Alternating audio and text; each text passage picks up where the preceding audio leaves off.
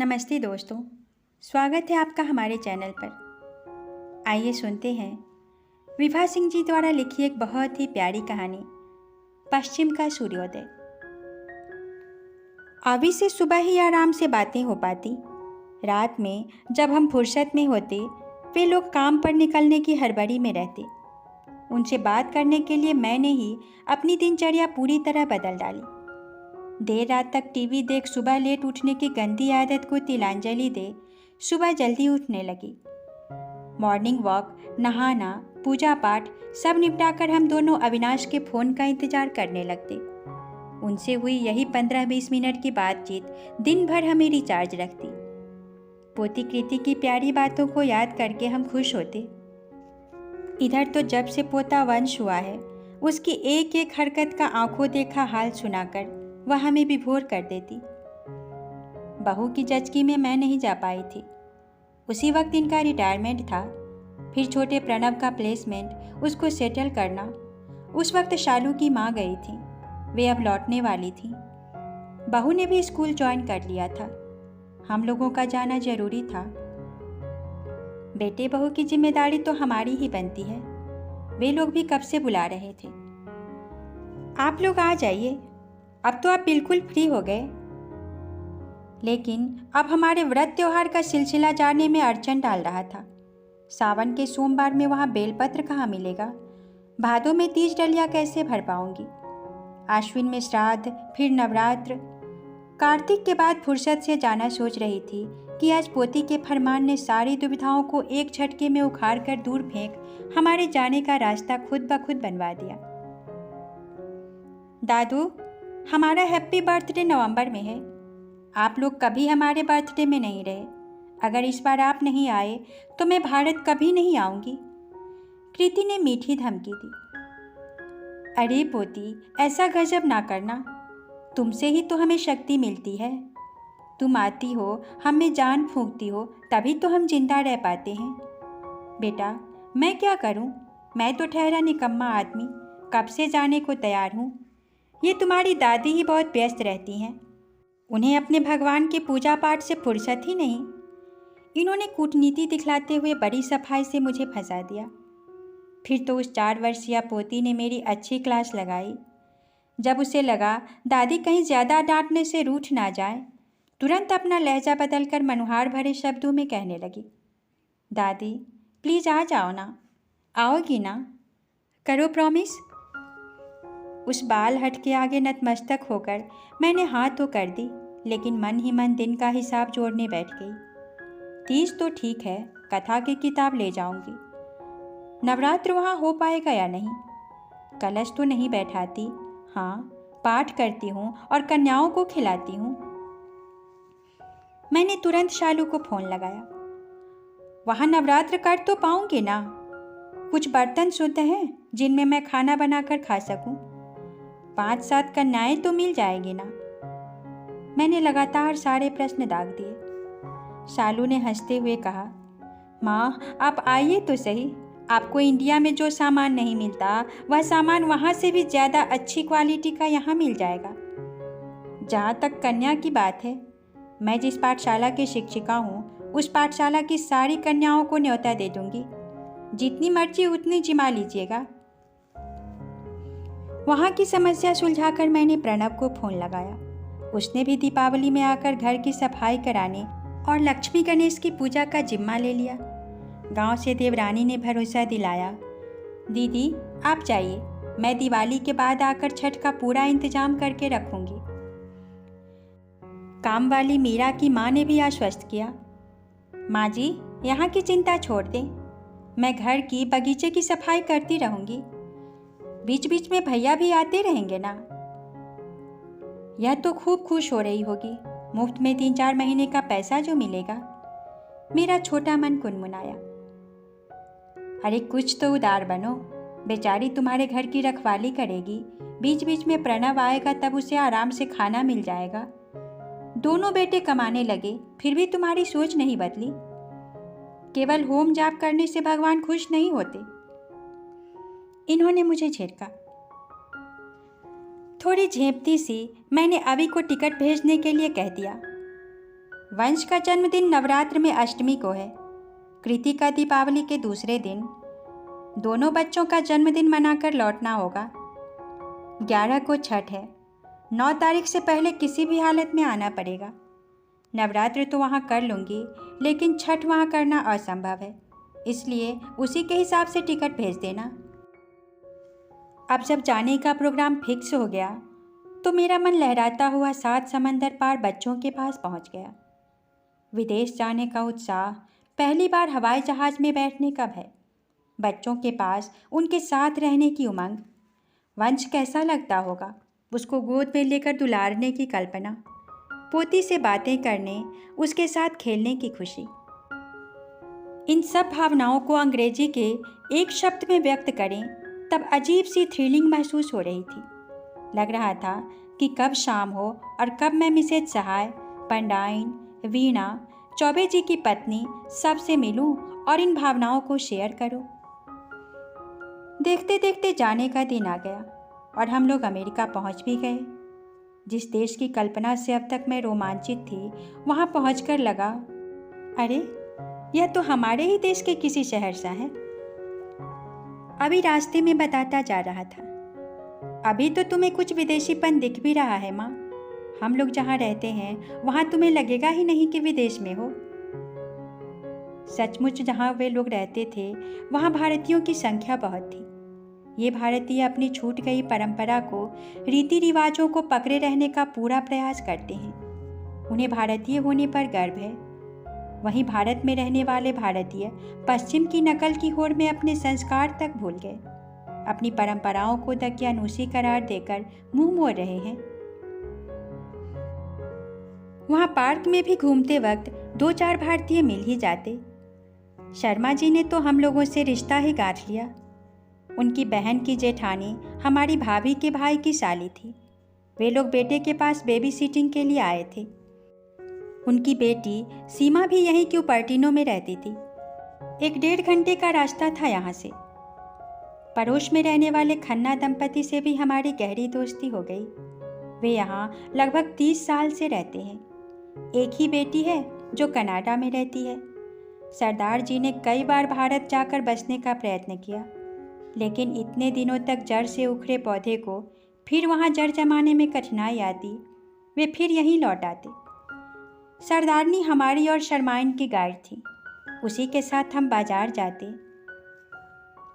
नवरात्र भी हो गया और वंश का जन्मदिन भी धूमधाम से मनाया गया। अभी के एक परिचित ने बिल्कुल वैदिक रीति रिवाज से दीप प्रज्वलित कराया। 20-25 लोगों ने वंश की लंबी आयु, यशस्वी और स्वस्थ जीवन के लिए हवन किया। फिर कीर्तन हुआ। शाम में बड़ी पार्टी रखी गई थी। दिवाली की तैयारियां शुरू हुई। उस दिन अभी ने घर को दुल्हन सा सजा दिया था। शालू ने सुंदर सी रंगोली बनाई। कृति भी फुदक फुदक कर फुलझड़ी जला रही थी। आस पड़ोस में भी कई घर रोशनी से जगमगा रहे थे। लग ही नहीं रहा था कि हम विदेश की धरती पर हैं। रात में शर्मा जी की बेटी सीमा के यहाँ से पूरे परिवार को खाने का निमंत्रण था। मेरी तबीयत शाम से ही अच्छी नहीं लग रही थी और वंश को भी मैं ठंड में बाहर ले जाना नहीं चाह रही थी। मैंने दूसरे दिन आने का वादा करके सीमा से क्षमा मांग ली। ये लोग सब हुड़दंग मचाते हुए गए। इन लोगों के लौटने में 4-5 घंटे तो लगेंगे ही, यह सोचकर दरवाज़ा लॉक करके मैं वंश की बगल में लेट गई। 1-1.5 घंटे के बाद ही बाहर गेट पर किसी गाड़ी के रुकने की आवाज़ आई। मैं अलसाई सी होल से बाहर देखने लगी। ये अकेले ही आ रहे थे। बच्चे पीछे होंगे, यह सोचकर मैं दरवाज़ा खोलकर वहीं खड़ी हो गई। इनका चेहरा कुछ मुरझाया सा लगा। क्यों, क्या हुआ? बहुत जल्दी लौट आए? बच्चे कहाँ हैं? बच्चों के आने में देर होते देख मैंने पूछा। फ्रीवे पर गाड़ी का ज़बरदस्त एक्सीडेंट हो गया। हम सब तो ठीक हैं। कृति की हालत नाजुक है, वह बेहोश है। कुछ देर की खामोशी के बाद ये रुआंसे से बोले। क्या? लड़खड़ा कर मैं धम्म से वहीं दरवाजे के पास बैठ गई। फ्रीवे पर गाड़ी की रफ्तार से उस दिन भी मैं घबरा गई थी। अभी गाड़ी चल रही है या फिसल रही है? थोड़ा धीरे चलाओ। माँ, अगर मैं धीरे चलाऊंगा पीछे से कोई धक्का मार देगा। आज भी गलती अभी की नहीं थी। टर्निंग पर सामने से ओवरटेक करती आ रही एक कार ने जबरदस्त धक्का मारा। उसी तरफ कृति बैठी थी। बाईं तरफ चेहरे पर बहुत चोट आई है। हाथ से शायद बचने का प्रयत्न किया था उसने। बाएं हाथ की हड्डी भी टूट गई है। प्लास्टर चढ़वाना पड़ा। सीमा के पति ही आकर हम लोगों को अस्पताल ले गए। अभी पुलिस की कार्रवाई पूरी करके अस्पताल पहुंचा है। सारे टेस्ट हो गए। देखें रिपोर्ट में क्या आता है। सिर में अंदरूनी चोट ना लगी हो, मुझे इसी बात का डर लग रहा है। ये धीरे धीरे पूरी घटना बता रहे थे। इन्होंने प्रणव को भी फ़ोन कर दिया। भारत से लगातार फ़ोन आ रहे थे। पूरी रात बैठे बैठे ही बीत गई। दोपहर में थोड़ी देर के लिए शालू कुछ ज़रूरी सामान लेने आई थी। उसने बताया रिपोर्ट तो सही है, लेकिन कृति को होश नहीं आ रहा। डॉक्टर भी परेशान है। अगर आज शाम तक उसे होश नहीं आया तो एक इंजेक्शन दिया जाएगा, यही अंतिम उपाय है। एक रात में ही शालू के चेहरे की रौनक निचुड़ गई थी। कैसे लोग बेटा और बेटी में भेदभाव कर लेते हैं। दोनों तो अंश एक ही माता पिता के होते हैं। एक ही माँ का कोख दोनों को सींचता है, फिर दो तरह की संवेदना कैसे उत्पन्न हो सकती है। वंश भले ही हमारे कुल का नाम लेने वाला हो, क्या कृति हमारा नाम नहीं रोशन करेगी। पूरा घर यहाँ से लेकर भारत तक कृति की चिंता और उसकी सलामती के लिए प्रार्थना करने में लगा था। शाम में देवरानी का फोन आया। दीदी, परसों छठ का नहाय खाए है। ऐसी स्थिति में तो आपका आना नहीं हो पाएगा। आप वहाँ केवल उपवास कर लीजिए, हम यहाँ किसी से अर्घ्य उठवा लेंगे। तब अचानक मुझे छठ का ध्यान आया। अरे कल तो मेरे जाने का दिन है। जिसकी मनुहार पर जिसका जन्मदिन मनाने हम 7 समंदर पार भागे आए थे, वह बेसुध पड़ी है और आज उसका जन्मदिन है। किसी को कुछ याद भी नहीं। मेरा मन बेचैन हो गया। कुछ समझ में नहीं आ रहा था क्या करूं। फिर गुरुजी की बात याद आई। समर्पण कर दो, जब कुछ नहीं सूझे तब सब कुछ सौंप दे उस अदृश्य शक्ति के चरणों में। शाम में सब काम निपटाकर नहा धोकर कृति के नाम से एक अखंड दीप जलाकर मैं भगवान के सामने बैठ गई। हे छठी मैया, तुम्ही को सबको देखना है। हे दीनानाथ, तुम शक्ति के अक्षुण्ण स्रोत हो। पूरे विश्व को तुम ही रोशनी देते हो। मेरे घर में अंधेरा मत करना। समय का कुछ अंदाजा नहीं था। पता नहीं कितनी देर तक बैठी रह गई। शरीर अकड़ गया था। कमर को सीधा करने के लिए मैं लेट गई और आंख लग गई। देख रही हूँ कि गंगा मैया पूरे उफान पर हैं और लहरों के बीच में कृति उतरा रही है।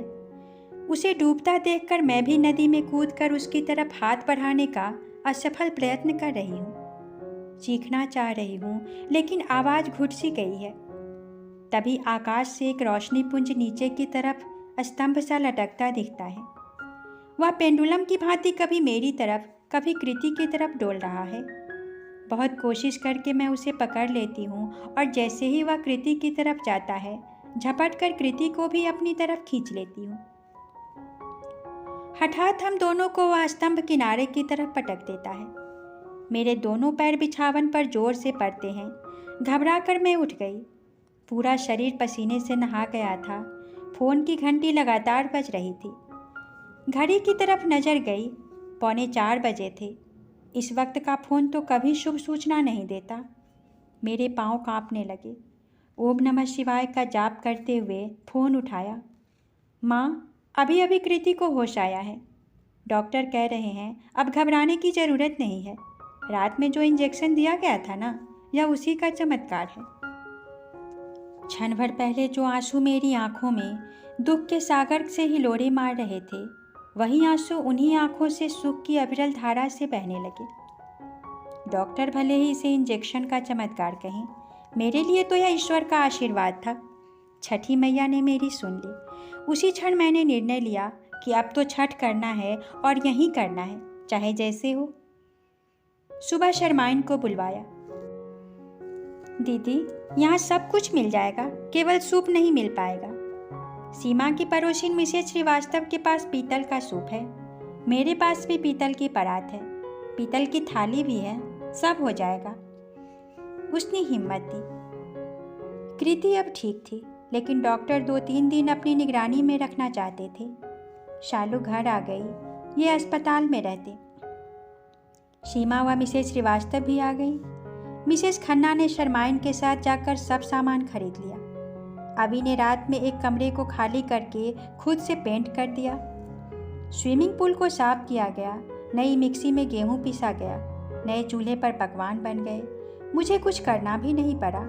ऐसा लग रहा था भारत के किसी गांव में बहू बेटियों से घिरी बैठी हूँ। शालू ढूंढ ढूंढ कर शारदा सिन्हा की सीडी निकाल लाई। सब कुछ बिल्कुल नेम टेम से हो रहा था। अंतर केवल इतना था कि मेरे उपवास का अंतराल 12 घंटे ज़्यादा का हो गया।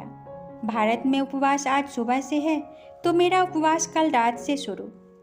अभी गुस्साता रहा, यहाँ हो यहाँ के समय से करो, लेकिन धर्म भीरू मेरा मन मान नहीं पाया।